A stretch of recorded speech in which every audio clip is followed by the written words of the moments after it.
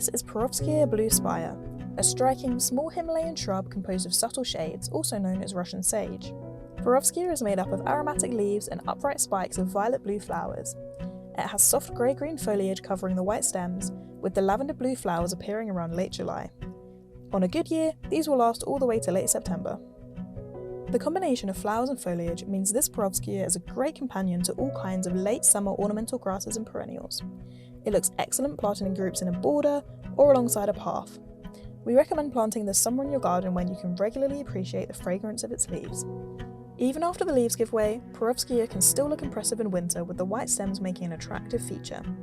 Highly recommended plants, Perovskia can deal with dry, warm conditions without too much fuss and come supplied in a 1.5 to 2.5 litre container, or you could buy the large version which will come in a 5 litre container.